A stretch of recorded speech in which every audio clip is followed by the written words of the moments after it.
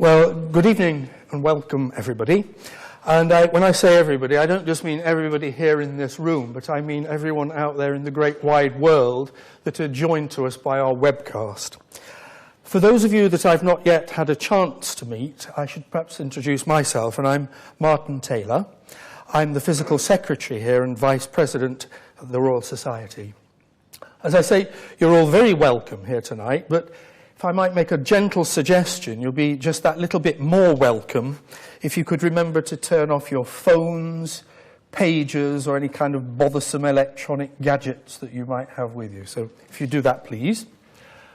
So, as I say, it's my very great pleasure to introduce Marcus de Sautoy here tonight.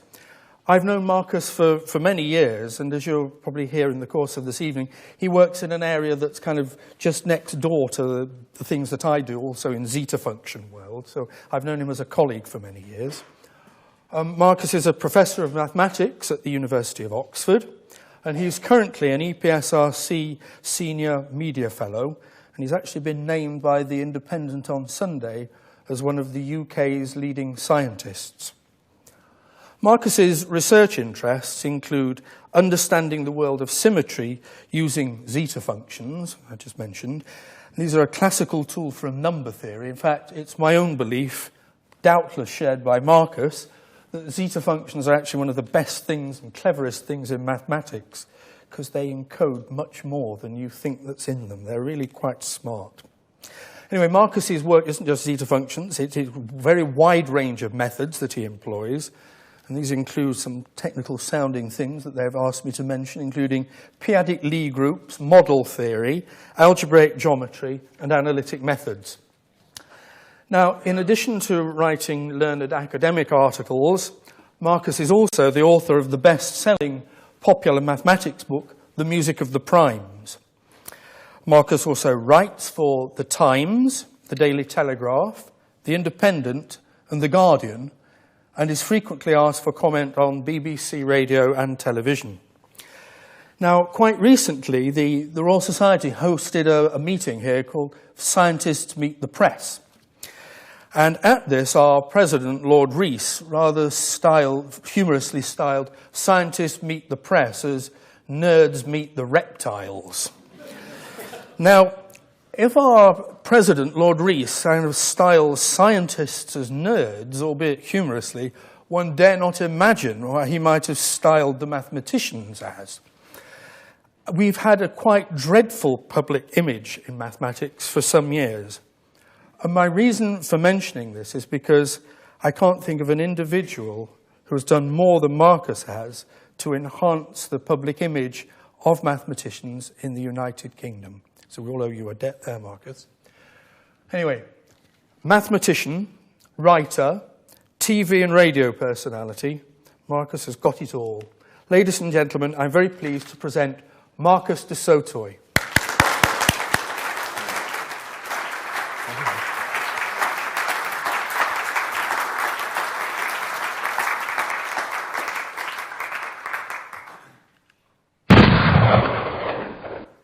In the early hours of the morning of the 30th of May, 1832, a peasant was walking to market on the 13th arrondissement in Paris, and he heard a shot come across the fields. He ran towards where the sound came from, and on the floor was a young man writhing in agony. He'd been clearly shot by some dueling wound. He asked his name. He said his name was Évariste Galois. They took him to, he was a well-known revolutionary. They took him to the local hospital, the Cochin Hospital, where he died the next day in the arms of his brother Alfred. And the last words he said to his brother were, "Do not cry, Alfred. I need all the courage I can muster to die at the age of 20. It's not clear what the duel was actually about that morning. Was it, in fact, the establishment trying to get rid of this rather troublesome revolutionary? Or maybe it was actually a duel with a friend over love, over a woman. Or perhaps it was actually staged in order to spark a new revolution. We'll never be too sure what actually sparked that duel. But actually, it isn't revolutionary politics that we remember Évariste Galois for. Because a few years before that duel, he'd actually made an amazing breakthrough in mathematics. And he spent several years trying to persuade the mathematicians in Paris about his breakthrough. But nobody could really understand his new ideas. Maybe it was partly because this is the way he wrote his mathematics. But Galois became very frustrated with the fact that nobody really understood what he was talking about. And that pushed him towards revolutionary politics. But the night before that duel, he realized that this may be his last chance to try and explain the ideas that he'd developed. So he spent the whole night writing away a letter to a friend and others, trying to articulate the new ideas that he'd developed. And he bundled it up as the sun rose over the next morning. He bundled it up and sent it off, ready for his friends to read, and went off to meet his destiny. Maybe the fact that he'd been working all night is why he was such a bad shot that morning, but unfortunately he did die in the duel. But that letter that he wrote to his friend, some mathematicians have said, is one of the greatest pieces of mathematical writing in the whole of the history of our subject. Because at the heart of that letter was an explanation of how to understand a very important concept in nature, namely the concept of symmetry. And the book I've written is actually a story of humankind's attempts to understand this fundamental concept of nature.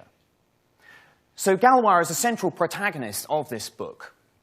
But I tried to do something slightly special with this book as well, which is to write a very personal book. So I, as a practicing mathematician, used this language that Galois developed, called group theory, to understand the language of symmetry. And so I thought I would try and weave together, with the historical narrative of the history of symmetry, a personal narrative of what it is I do as a practicing mathematician, to try and give readers a sort of backstage pass to the world of mathematics. So I've written the book, actually, in 12 chapters, one chapter for each month in a year of my working life.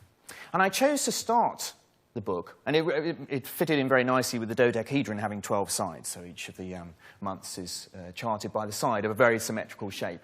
And I chose to start the book on a very significant day for a mathematician, namely my 40th birthday, which took place on the beach in Sinai in August.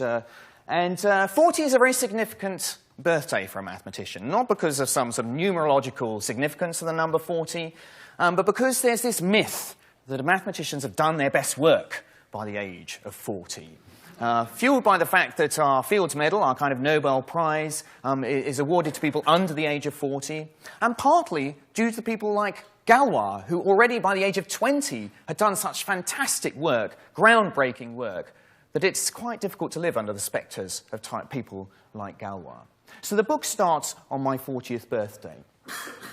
But actually, unlike Galois, I didn't actually want to be a mathematician when I was a kid. I wanted to be a spy.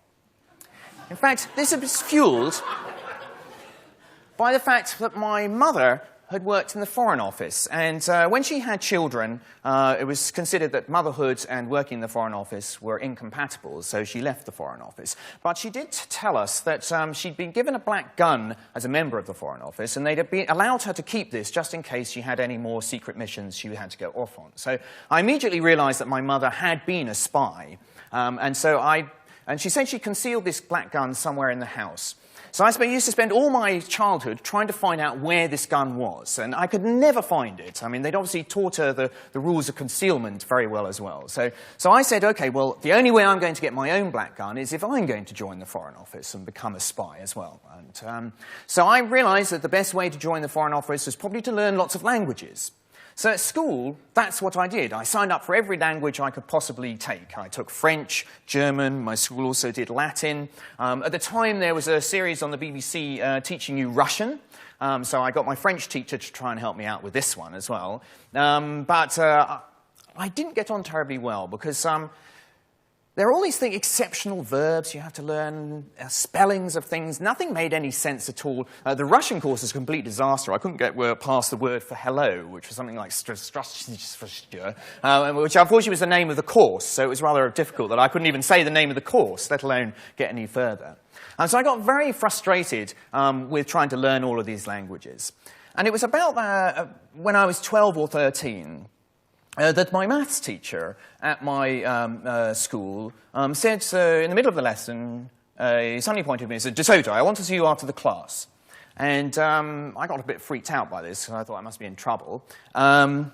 And at the end of the class, he took me back round the back of the maths block where he used to smoke his cigar of a break time, because the other teachers didn't like him smoking the cigar in the common room.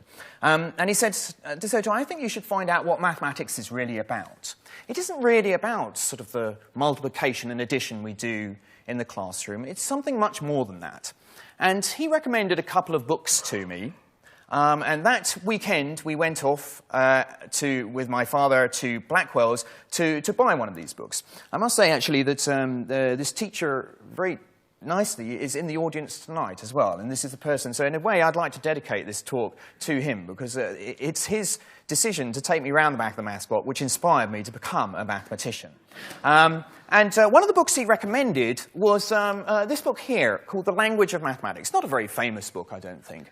But this book began to fascinate me as I read it when I brought it back from Blackwell's to my home, because I began to understand that mathematics is a language of its own. And in fact, it's a wonderful language, because it doesn't have all of these exceptional verbs and irregular spellings and things like this.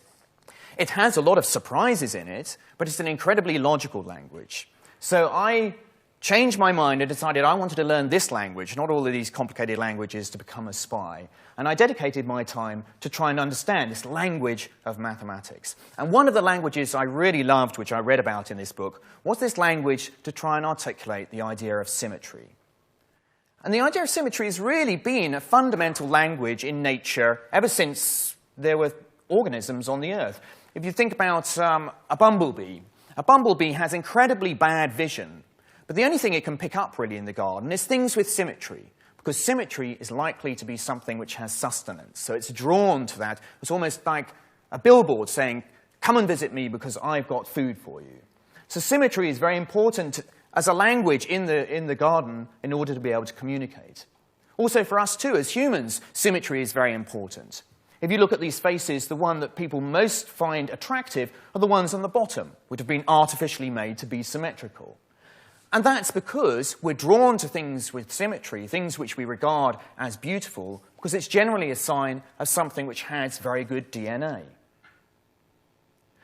Now, this book is a journey trying to understand the history of my subject in a way. And, so I've got this lovely quote from Galileo, because I think this really sums up the power of mathematics as a language. He said, "The universe cannot be read until we have learnt the language and become familiar with the characters in which it is written. It is written in mathematical language, and the letters are triangles, circles, and other geometric figures, without which means it is humanly impossible to comprehend a single word." Now, this journey I've made in this book to try and understand the language of symmetry, I've had a very helpful companion, which is namely my son. So my son he's also a protagonist in this book, because I've used him as a set of innocent eyes to be able to look at the things that I now look at with far too technical eyes. And so our first journey was to really understand, well, who started in humans, who were the first to really start to understand the idea of symmetry and play with it and try to classify it. So we thought the best place to go was the British Museum. So in September, we embarked on a trip to the British Museum, and we found a very interesting example of the first use of symmetry by humans, which was in a game. Tom particularly liked this, because it was in fact dice that were the first symmetrical objects that people played with. And you can see them here. This is the game of Or. The dice that were used in this game, which is about dates from 2500 BC. In fact, not the square dice, the cube-shaped dice that we're used to, but these tetrahedral dice. And on the dice, there would be 2 points marked with a black paint and 2 left blank. And when you throw the tetrahedron, if it lands with a black point upwards, you count 1. So the first dice were tetrahedral, and obviously symmetrical objects are very important for making things which will give you a fair game, like this game of Or. But actually, at the same time, this is in Game of Order was in Babylon. But it's interesting that about the same time in Scotland as well, you find some symmetrical objects appearing. These you can find in the Ashmolean in Oxford. It's not clear, they don't seem to be part of a game, but again date from 2500 BC. But already somebody is starting to explore the possibilities of these shapes with symmetry. And you see here the different ways you can put together notches on carved notches on a stone to give shapes with symmetry. But it really took to the ancient Greeks and Plato for us to start classifying the possibility of symmetrical shapes where all the faces have the same symmetrical sides. And Plato classifies the fact that you can only produce 5 dice, in a sense, and here you see the cube in the middle here. And he thought these were so fundamental that he associated them with the building blocks of nature. So at the time, the atoms of the ancient Greeks were air, earth, fire, and water. And so he thought these were so fundamental, symmetrical objects, that they must be the building blocks of nature. So fire, the very spiky shape, is associated with the tetrahedron. Earth, a very stable shape, is the cube. Air, the shape with 8 triangles, equilateral triangles, is the octahedron. The most closest to a sphere is the shape of the icosahedron, which is made up of 20 triangles, and so this he associated with water. And he was left with one left over, which was the dodecahedron made out of 12 pentagons. And this he associated with the shape of the universe. Now, this looks kind of a strange classification and an identification with these elements, but it's very curious that Plato actually had latched onto something that modern science realizes today, that symmetry is at the heart of many things, basic things, in physics and chemistry and biology. So, for example, if you look at crystals, they're very much associated with these symmetrical shapes that you can build. Even in biology, if you take viruses, viruses are very often shapes like the icosahedron or the dodecahedron. So here's the herpes virus, is in the shape of a dodecahedron. Even trying to understand the fundamental particles of physics, these seem to be able to explain this. We have a wild menagerie of different particles, gluons, muons, leptons, but we seem to be able to make sense of these as almost facets of some strange symmetrical shape in higher dimensions. So although Plato didn't quite get it right, although his idea that symmetry is the basis of science is actually being proved true in the 20th and 21st century. But it's not only scientists who are interested in symmetry and their fundamental importance of it. Artists, too, symmetry is an incredibly important part of their world. And I think one of the arts which resonates very significantly with mathematics is, of course, music. And I think the real master of getting mathematics into music is, of course, Bach. And I think one of the great examples is Bach's Goldberg variations. So here's the Goldberg variations, one of the variations.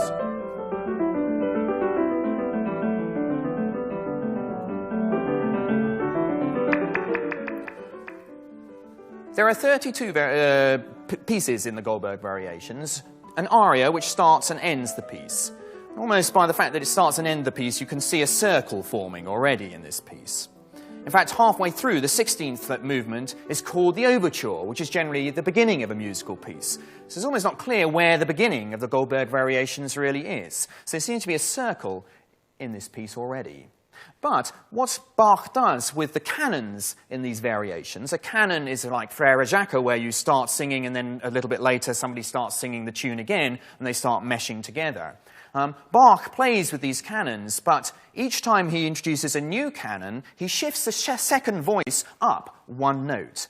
And each canon goes up one note again and again and again, so that it starts at a second, a third, a fourth, until by the 8th canon you get to an octave, which sounds like the beginning again. So you almost have a circle appearing. So the Goldberg variations is actually a rather beautiful musical interpretation of it. It has this shape hiding behind it, namely the shape of a torus. It's a circle's worth of circles, a very symmetrical object. In the rhythms, if you look at the rhythms inside these canons, again you see that Bach is playing with the ideas of triplets, quavers, semiquavers, and 2 beats, 3 beats, and 4 beats in the bar. And he makes sure he covers all the different possibilities by going through all the symmetries of these two triangles in some sort of combination log. So this piece is full of symmetry. And in fact, Mitzler, Bach's student, used to describe Bach's work that music is the process of sounding mathematics. So Bach was one who embedded a lot of mathematics in his music. But in the 20th century, I think you find even more examples of this, people who really are articulating very interesting bits of symmetry. And so one of my favorite is Xenakis. This is a solo piece for cello. And I want you to listen to this and try and see if you can hear what symmetrical shape Xenakis is expressing inside this particular piece of music.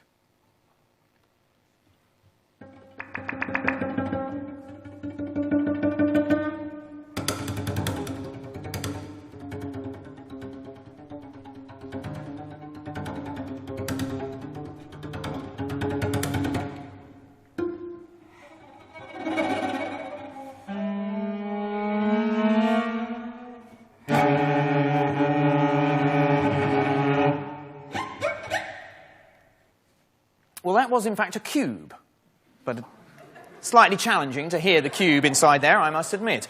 But the way that Xenakis uses the cube is to put musical ideas on each of the corners of the 8 corners of the cube, and he explores the rotations of the cube in order to produce variations throughout the piece. So the restrictions of the rotations of that cube mean that in some way this piece is expressing the shape of a cube.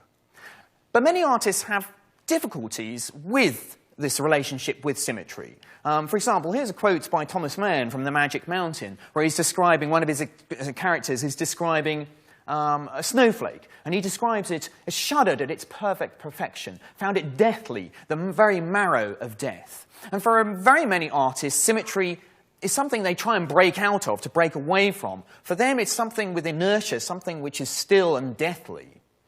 And interestingly, one of the places where you see a lot of symmetry in art is in architecture.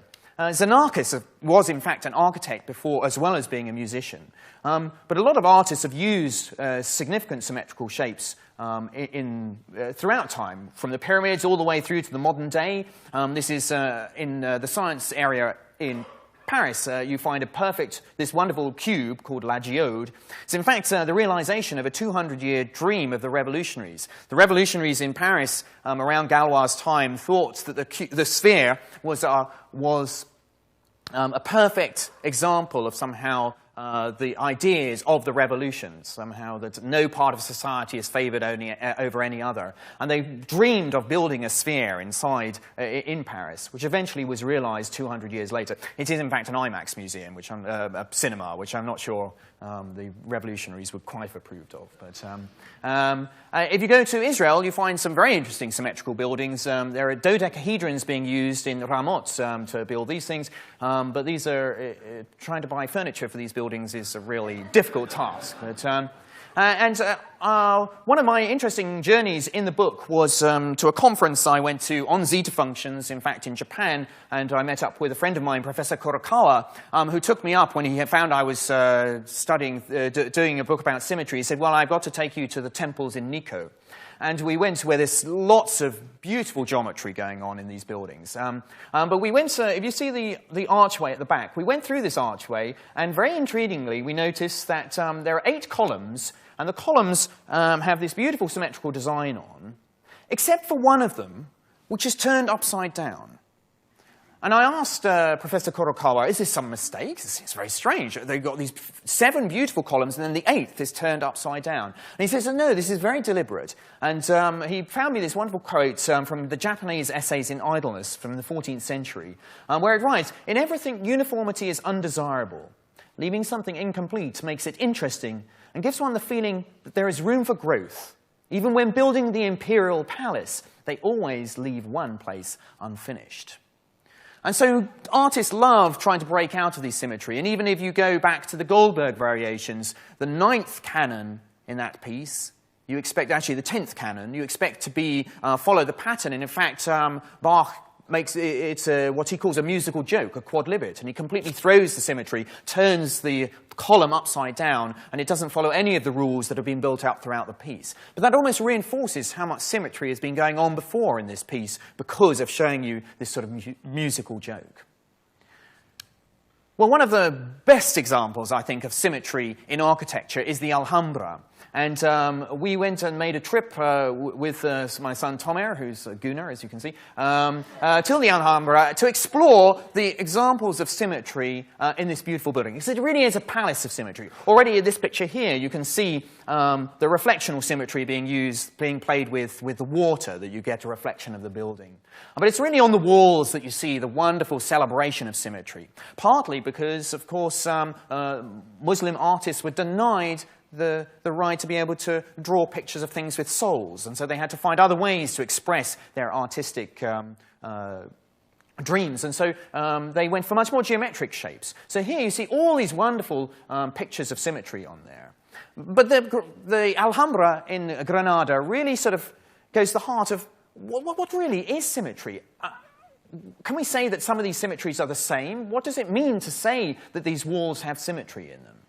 And it's intriguing. I asked my son whether he thought some of these walls had symmetry in them. And, for example, this wall is the first one you meet when you go inside the Alhambra. And he said, no, it doesn't have any symmetry at all. Because, of course, our first idea of symmetry is this left-right reflectional symmetry. And this doesn't have any reflectional symmetry at all. But it does have some rotational symmetry. And it really took us until the 19th century and the breakthroughs of Évariste Galois to be able to really express what symmetry really is. And I tried to explain to my son that a very nice way to interpret Galois' work is that symmetries of one of these walls are a little bit like the magic trick moves. If I give you two symmetrical objects, the symmetries of these things are, if I put this shape down, you all close your eyes, I do something to the shape, and then you open your eyes, and you can't tell whether anything has moved or not. So it's all the movements of the shape that I can make which leave the shape looking like it did before I moved the object. So I like to express symmetry as something very active. It's about movement and about what I call the magic trick moves. So let me just come over here and explain to you in these two shapes, and you need to do some movement, so the best way to do some movement is on the overhead projector. So if I take this, this starfish here, which has got a little twist to it, and I'm going to put a sort of skeleton underneath it so we can keep track of the moves that I make. What are the moves that I can make to this starfish which leave it looking like it did to start with? Well, there are 6 rotations I can make. So I can rotate the thing by a sixth of a turn and place it back, and you open your eyes, and it looks like it hasn't moved at all. So that's a rotation of a sixth of a turn. Or I can do 2/6 of a turn, or half a turn. And so there are 5 rotations I can make, but there's a 6th magic trick move, which is the one where you just pick the thing up and put it back where it started with, which is also a symmetry. It's kind of unexpected symmetry, but that's what you've got to think of. So there are 6 symmetries of this starfish. Now if I move to the triangle, how many symmetries are there of this? Well, again, here's a skeleton of the thing, and I put the object down. Let's get it the right way around. So how many moves can I make to this triangle which make it look still the same when I've moved it? Well, this one has some reflectional symmetry. I can rotate it in the line passing through X, or in the line passing through Y, or in the line passing through Z. So that's 3 reflectional symmetries, and then 2 rotational symmetries, one of a third of a turn clockwise and a third of a turn anti-clockwise. And again, and that was clockwise, that's right. Again, there's the magic trick move where you just leave the thing where it was to start with. So both of these objects have 6 symmetries. So maybe you should say that they're the same symmetries because they have the same number of symmetries. Well, of course, we have a feeling like, well, no, these surely are different symmetries. But how do we articulate what those symmetries are? Now, I believe that mathematics is not a spectator sport, and it's very important that you get involved in this. Okay, so I've got a little problem for you to think about as we're going along in this lecture. So the symmetries of an object are the magic trick moves that I can make to this object. So I would like to challenge you with trying to see how many symmetries can you create out of something like a Rubiks Cube. So a Rubiks Cube, there are a lot more things you can do to that shape. You can turn all the sides, you can rotate all of the sides, and you can move the square around itself.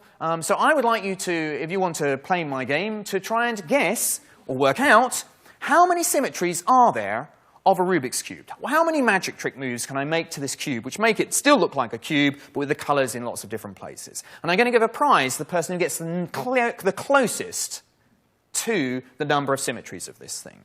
So you can all play, you can all guess, or try and work it out. So, but I'll come back to that in a little bit towards the end of the talk. Well, Galois developed this language to be able to really articulate why the symmetries of the triangle and the symmetries of the starfish with this little twist on with 6 tentacles are genuinely different symmetries. And this involved changing the motions, the geometry, in a sense, into language. And what he developed was this idea of the important idea about symmetry is actually the relationship between the different symmetries, the interaction between the magic trick moves that you make. How do they relate to each other?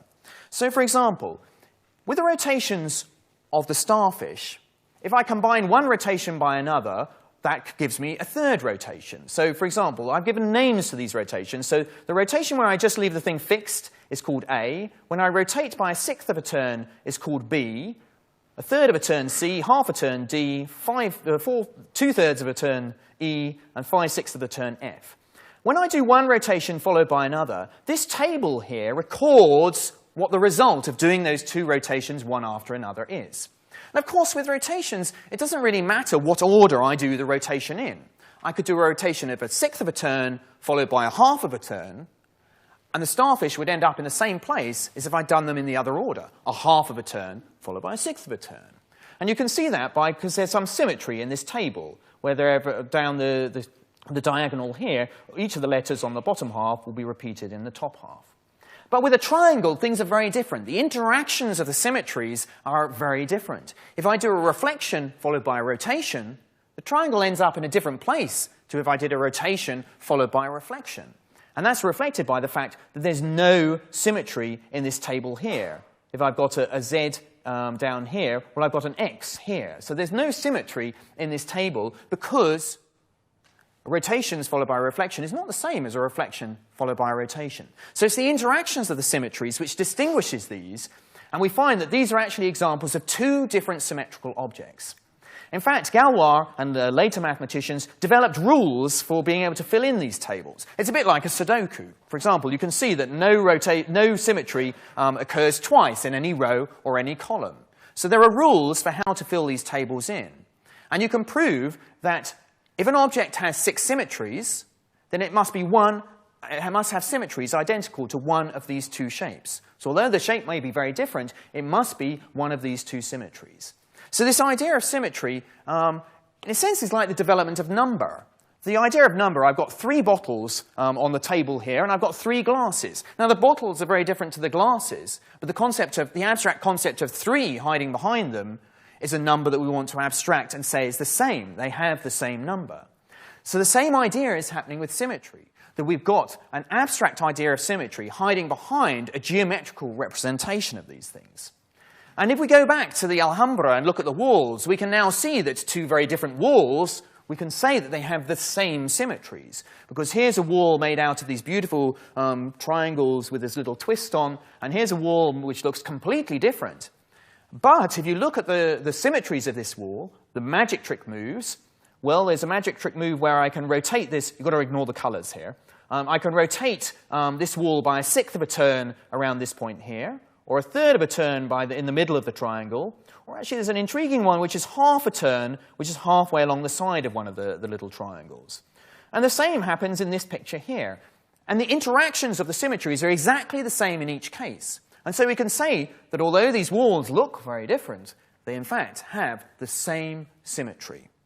Here's another example. This symmetry is called 4-4-2, which has nothing to do with football. But in this case, you have 2 points at which there is a rotation of 1/4 of a turn, which keeps the tiles looking exactly as they did before. And then another place where there's a 1/2 a turn. So if I take all the tiles, lift them up, rotate them by 1/2 a turn, they will all fit back down exactly in the same way. And so these 3 walls look very different, but again, they have the same symmetries, and we can articulate that thanks to the language of Galois. Now, this language has led us to the realization that you can actually classify all the different symmetries that are possible on a 2-dimensional wall. And it took to the 19th century, with the advantage of Galois language, to be able to prove that, in fact, there are only 17 different possible symmetries that you can draw on a two-dimensional wall. And in fact, one of our tasks in the chapter where we explore the Alhambra is to see if we can find all 17 different symmetries in the walls in the Alhambra. The Moors didn't know that there wouldn't be an 18th one, and they pushed all the different possibilities in different directions.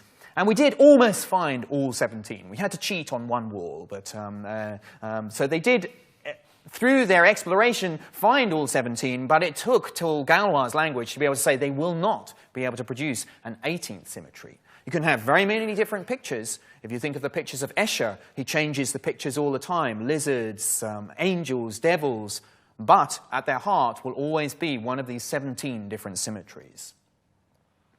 And you can really prove that because you can show that these tables, these sort of Sudoku tables, have limitations to them, and so there are limitations to the possibilities of symmetry. But one of the other great breakthroughs that Galois made is to show that symmetry also has building blocks, sort of atomic symmetries, that there are building blocks for the ideas of symmetry. So here is a 15-sided figure. This 15-sided figure, the symmetries of this figure, can be broken down into the symmetries of a triangle and a pentagon sitting inside them. So the symmetries of a 15-sided figure are built out of the symmetries of a pentagon and a triangle. For example, and that's the basis of this, at the heart of this is the fact that any number can be broken down into prime numbers. So if I want to move point A to point B on this 15-sided figure, how can I do it? Using the symmetries of the pentagon and the triangle. Well, what I do is to rotate the pentagon twice, through 2/5 of a turn, so that will move point A round to point C. And then I use the triangle to pull the point C back again. 1/3 of a turn will bring point C back to point A. And the heart of that is the fact that 1/15 is equal to 2/5 minus 1/3. And so you can do this with any flat shape with an arbitrary number of sides. It can always be broken down into the building block shapes, which are the shapes with a prime number of sides. So Galois realized that at the heart of symmetry are these building blocks, almost like the atoms. So in chemistry, you have this wonderful thing, the periodic table, which gives you the building blocks of all molecules. Galois realized that symmetry, too, could have a periodic table. All the building blocks, things which couldn't be broken down into smaller symmetrical objects. Now, the prime-sided shapes are the first in this category. But what Galois started to realize that there were many more interesting shapes on this list, not just prime-sided shapes. So, for example, if you take an icosahedron and you look at the rotations of an icosahedron, so this is a beautiful chocolate box designed by Escher for the 50th anniversary of a chocolate manufacturer. The symmetries of this thing, there are 60 symmetries. There's no reflectional symmetry on here because Escher has very neatly put a little twist on his starfish. There are 60 rotational symmetries here. Now, 60 is an incredibly divisible number. So you might think this will be a divisible symmetry. After all, there seem to be subsymmetries inside here. There's a symmetry of a triangle, symmetries of pentagons. But what Galois found was, if you tried to divide by that symmetrical shape, you got left with nothing which made any sense. There was no way to divide this shape into smaller shapes. And so Galois realized that this was also one of the atomic building blocks of symmetry, something that later got called a simple group. And this was the first on a grand sort of voyage to try and classify all the building blocks of symmetry. And this is the first of a large family. We have the family of prime-sided shapes. This is part of the first, an example of a family of other shapes which don't have such a geometric realization, but just in the same way as different walls in the Alhambra can have the same symmetries, actually you can interpret the rotations of an icosahedron and sort of the shuffles of a pack of 5 cards, or essentially the shuffles, certain types of shuffles, that these have the same symmetry. Shuffles of a pack of cards, that sounds slightly strange. Where's the symmetry in there? But you can really interpret this. A pack of cards, you shuffle them around, pull them back again, and the cards look like they did when they started with. If I take shuffles of 4 pack of cards, then I could put a card on each of these faces of the tetrahedron, and the rotations of the tetrahedron can affect all of the shuffles of a pack of 4 cards. Now, the shapes may run out, but the pack of cards can go on. I can add more and more cards to the pack. So I can have 6 cards, 7 cards, 8 cards, 1,000,000 cards. And if you look at the symmetries of a pack of 1,000,000 cards, that is also one of the building blocks in the classification of symmetry. So we started to develop these lovely families. There were some other beautiful families, geometric families, which appeared. And the classification of symmetry, the building blocks of symmetry, seemed to be going very nicely. We had all these beautiful patterns. Mathematics is a subject of patterns, and we like to fit things into beautiful systems. But then in 1965, a rather strange symmetrical shape was discovered. And this symmetrical shape didn't seem to fit into any patterns at all. And there didn't seem to be an infinite family of them at all. And people realized that, in fact, around the end of the 19th century, there were actually 5 other groups which didn't seem to fit into any pattern. 5 symmetrical objects discovered by a French mathematician called Mathematician. And the people who were trying to understand this periodic table of symmetry started to get worried because we had these beautiful families, and then there were now 6 rather strange, spiky shapes which didn't seem to fit into any patterns. And as we started to explore more and more of these shapes started appearing. 6 went to 7, 7 went to 8, 13, 19, and eventually we ended up with about 26 of these things, including something which we've now called the monster, which is a shape with this number of symmetries. This is more symmetries than there are atoms in the sun. You only see this shape when you get to 196,883 dimensional space. It doesn't appear before then, but when you get to this dimensional space, suddenly this symmetrical shape appears, whose symmetries are indivisible. This is an indivisible shape. It's as if it was a prime number shape. You can then go to a bit like a snowflake, a rather strange sort of shape in this high-dimensional space which has lots of symmetry, but you can't seem to break the symmetry down into smaller symmetries. So there were 26 of these things which didn't seem to fit into any patterns at all. And people began to wonder, is this going to go on forever? Is symmetry going to be a subject of beauty full of these very strange, spiky shapes called sporadic groups, we called them, which don't seem to fit into any patterns?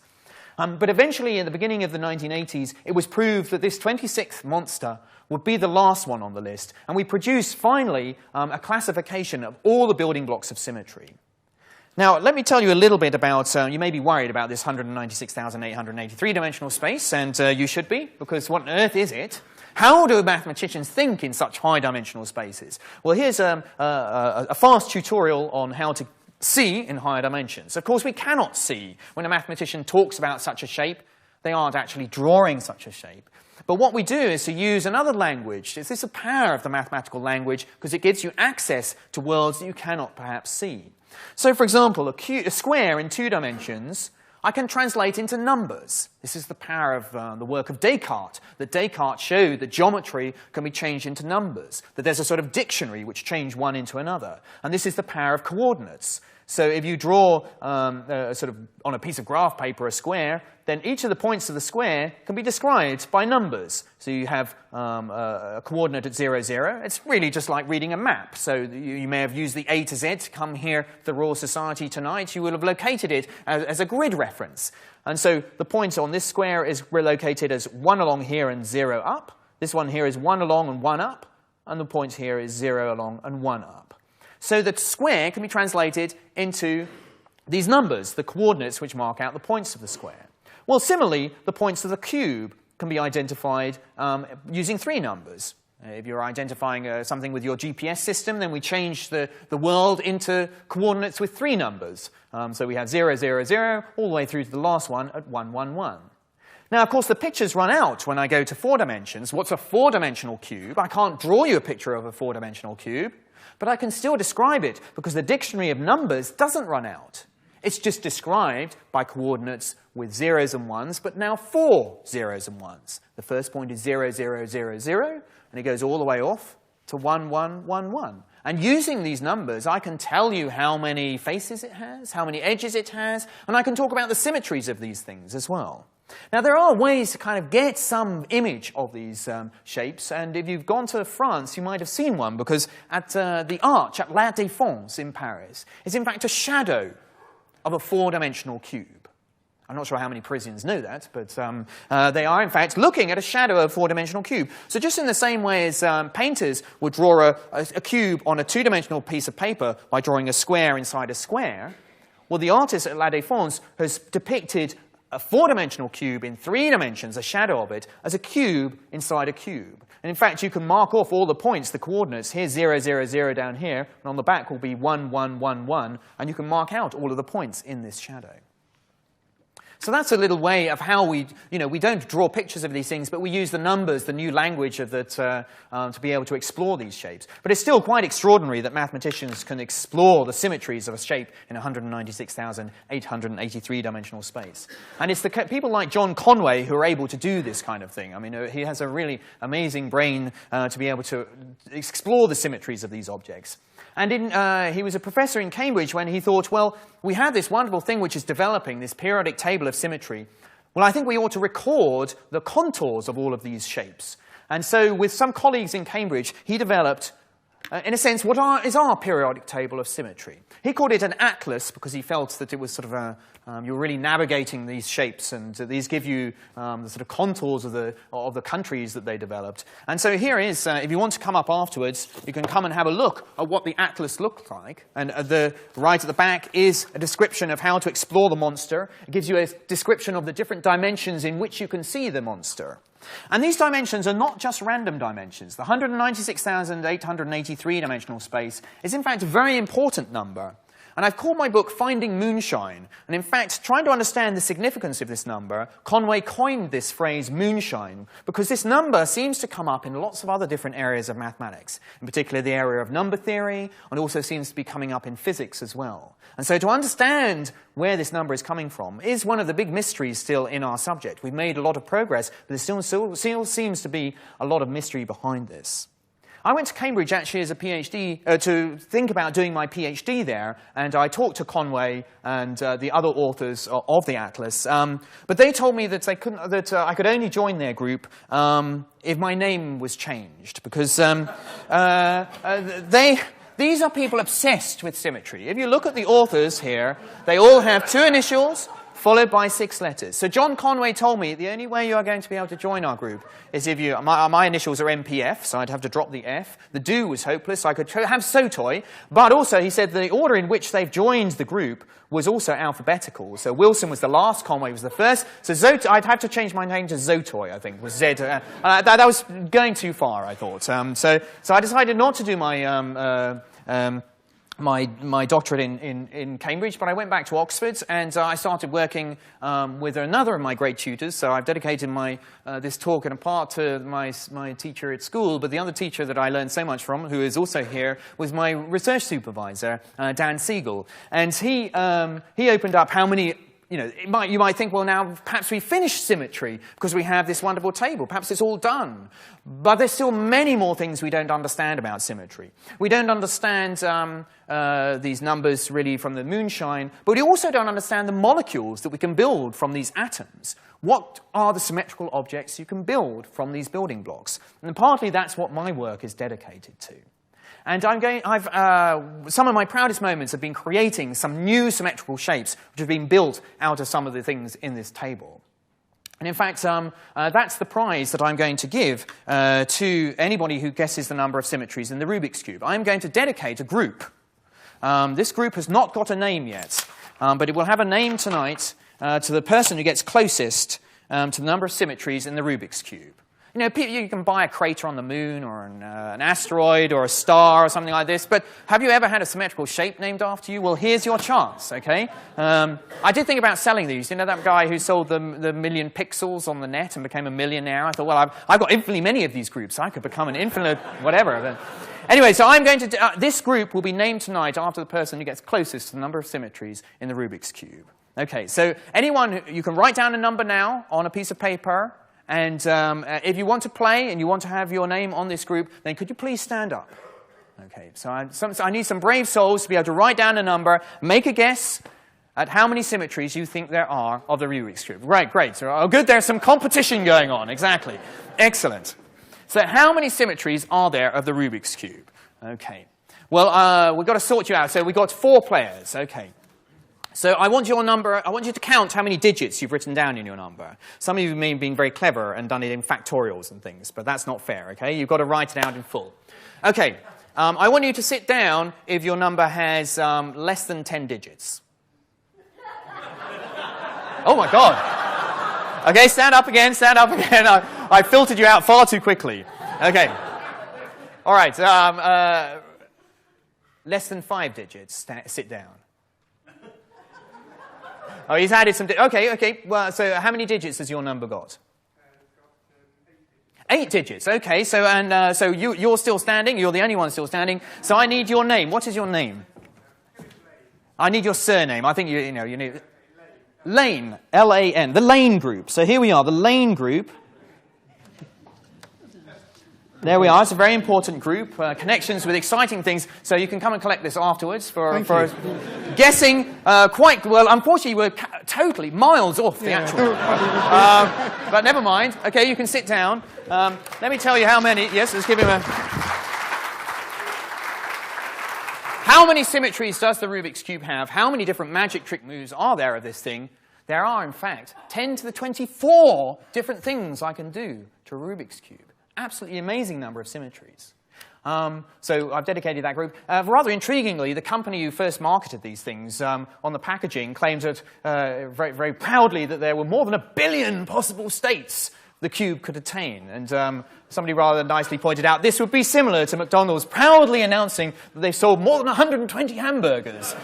They really don't understand the significance of large numbers. Now, the symmetries of the Rubiks Cube are not indivisible. They can be broken down. And so the symmetries that they're built out of are the even shuffles of a pack of 8 cards, the even shuffles of a pack of 12 cards, the rotations of 8 triangles, and 26 mirrors. So this symmetry can be broken down, and this is how it's broken down into the basic building blocks of these symmetries. Now, there's still a lot of things we still don't understand about symmetry, and I think that's an important part of mathematics. It's not to solve problems, it's the unsolved problems which make it a living subject. And so I come back to this statement, I think, which I really like, of the Japanese essays in idleness, that in everything uniformity is undesirable. Leaving something incomplete makes it interesting and gives one the feeling that there is room for growth. Even when building the imperial palace, this always leaves one place unfinished. And I think it's always important in mathematics for it to be a living subject. There are always things that are left unfinished for us to discover. So thank you very much.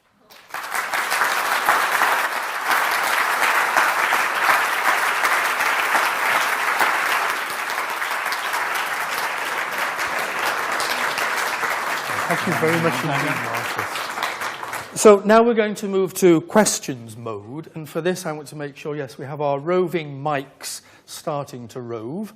I should perhaps tell you about the rules of engagement for questions. So the idea is that you raise your hands, then I will try and spot you. You must wait for the microphone to get to you, and then for reasons that Michael never quite made clear to me in terms of transmission, it's best if you could stand up when you pose your question. So, do we have any questions, please? The gentleman there was first, and then there's a gentleman over there who will be second. So, Scott. You said before that the 196.883 had implications for physics and maybe chemistry as well. Can you elaborate on that a bit, please? Yes, it seems that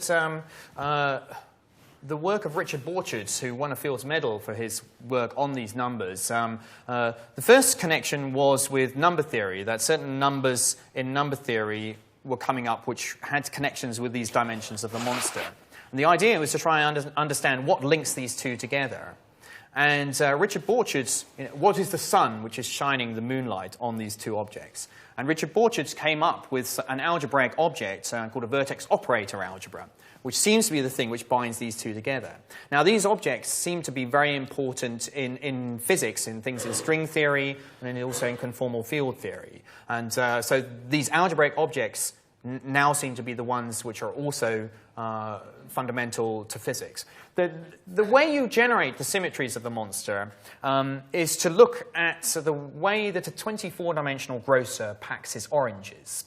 Three-dimensional grocers pack their oranges in hexagonal shapes. And you can look at the symmetries of the hexagonal shapes, give you some of the interesting things like the symmetries of the dodecahedron.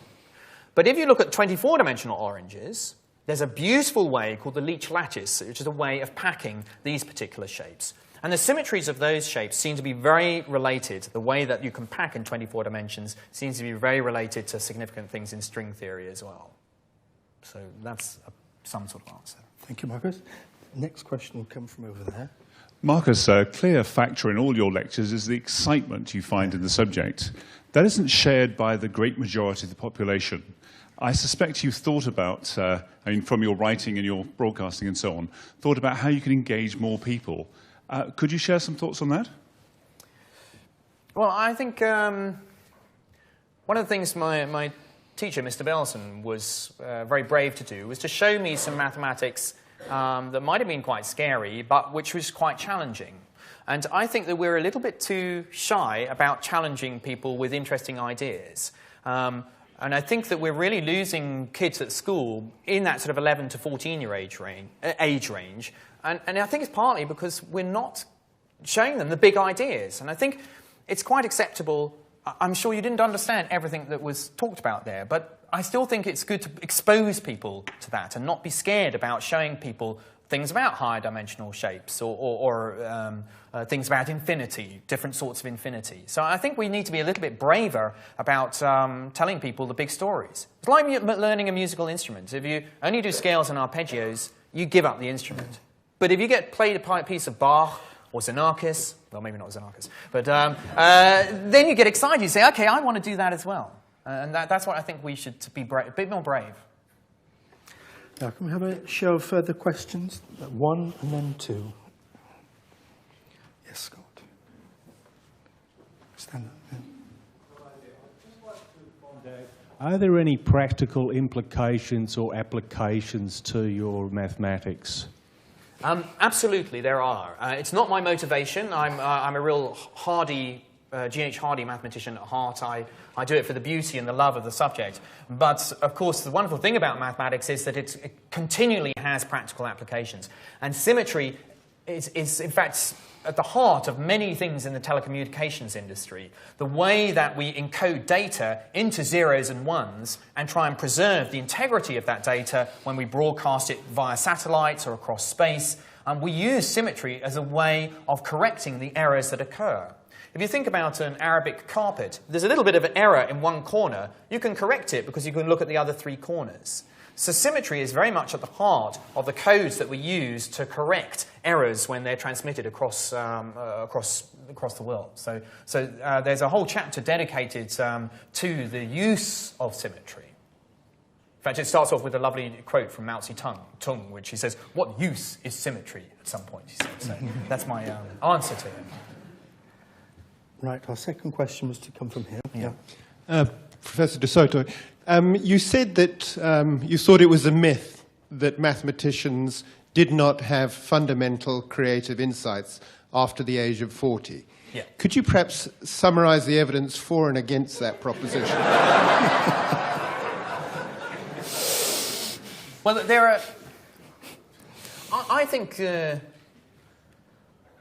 come back to that quote of the Japanese essays on idleness, and that as long as there are problems around, the likes of us who are over 40 still want to know the answers. And some of us have been working on them for years or centuries maybe, and that's what drives me still, that I want to know the answers to the questions that I've been dedicating my life to. So I think that provided you still want to know the answers, you can keep on doing mathematics for however long you want to. And in fact, the book is full of examples of both cases. There are people like Galois and his Abel as well at the same time, who died very young, yet developed such amazing great breakthroughs. But there are also examples of people like Burnside, William Burnside, who was a mathematician in the early 20th century who explored ideas of symmetry. He didn't start doing that till he was 50. Yet he made extraordinary breakthroughs, and his name, Burnside, is a very important name in mathematics. So I think there are examples. I hang on to those that are... We could have time for one more question, and it'll be that person there. Yes. Well done, Scott. Thanks a lot. Why do you think that it is that natural selection has favoured symmetry so much, and that it's so prevalent in nature, and that certain sorts of symmetry are more prevalent than others? Like, I think mirror-like symmetry is probably found more often than rotational symmetry, especially in moving animals, whereas in stationary things like plants, there's more rotational symmetry. I mean, why would you say that's the case? I think that's a very good question. Partly, I think the reason that symmetry of course, you've got to waste a lot of energy as an organism to make something symmetrical. In fact, if you look at battery farm eggs and free-range eggs, battery farm eggs are very much less symmetrical than free-range eggs. So it seems to be symmetry is marking something out as something with a good lifestyle. You know, somebody who... so I think that's partly the fact that the organisms find it quite difficult. Unlike sort of inorganic things, which actually, like bubbles, find symmetry quite easy. They go towards something very symmetrical. But I think that's a very interesting question about why we have a lot of animals with bilateral symmetry, and I think it's something which is still not very well understood. I've got some dialogue going at the moment with some microbiologists who are trying to explore the way the embryo develops. If you think about one cell going to 2 cells to 4 cells, there's a lot of symmetry which starts off in there, a huge amount of symmetry. But what happens to this embryo as it develops and the symmetry starts breaking and the decisions it makes, the DNA makes in the way it's going to develop? And it's still not totally understood quite why there are so many animals with bilateral symmetry. So, so there's something for you to work on. I'll ask you to move over. Yeah, okay. Because it now falls to me just to very briefly express our collective thanks to you, Marcus, for this lovely talk this evening. Marcus has charmed us, entertained us, inspired us, but most of all, I think we've all had a great sense of fun while you speak, and deep down I too think that maths really is fun. I'd have to say that not all my colleagues share this view, and I have quite a few colleagues here, even at the Royal Society, who usually will go a long way to avoid mathematics if they possibly can. But when they heard that Marcus was going to be speaking tonight, they actually sort of gave in and said, oh, actually, I'm rather interested. I'll be coming to that. So your reputation goes before you, you see, Marcus. And it's like I was saying right at the start. Marcus really does a fantastic job of communicating. As your reply to the gentleman at the back there, you pick on the big idea and you excite people. And as I also said at the start, you do so much for our image, which has got still, I think, a long way to go. Ladies and gentlemen, please express our thanks to Marcus in the usual way. Thank you.